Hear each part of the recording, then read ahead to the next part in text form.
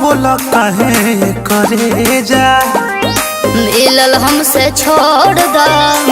बोला काहे करे जा। अरे बताओ करे जा। सुनो का हो? अरे हमसे यारी तोड़ दा, मिलल हमसे छोड़ दा। मिलल जुलल छोड़ो तू करे जा, जानी लो कि सच में गल जाई। पापा जी तो खोजे लगले जान हो लही कावा, लागता ससुराबा चल जाई। ऐसा मत कहो। पापा जी तो खोजे लगले जान हो लही कावा, लागता ससुराबा चल जाई। अरे तो हम कैसे रहो?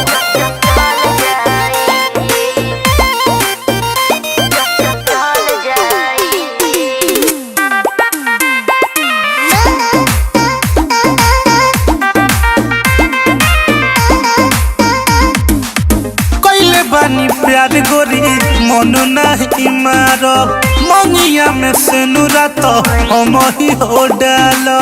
हम तो ये चाहते पर का करबो, हमार बतिया करे जाहो सुन लो साफ साफ। हम जाइब नहीं कबो अपना पापा के खिलाफ। कुछ दिन मैंने जे जानू कोला, ऐसे करी मामला संभल जाई। सुनो पापा जी तो खोजे लगले जान हो लही कावा, लागता ससुराबा चल जाई। पापा जी तो खोजे लगले जानू हो लही कावा, लागता ससुराबा चल जाई।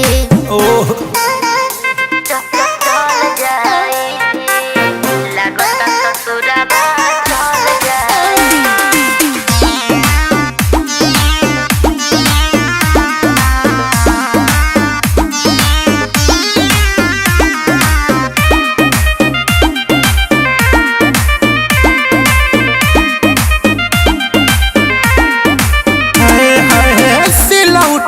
प्यार गोरी लोढ़ा से कुचलू, प्यार कइला से पहले पापा से न पूछलू।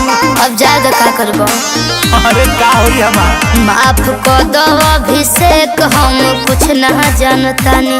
पड़ गईनी लब के चक्कर में कह दिहनी नादानी।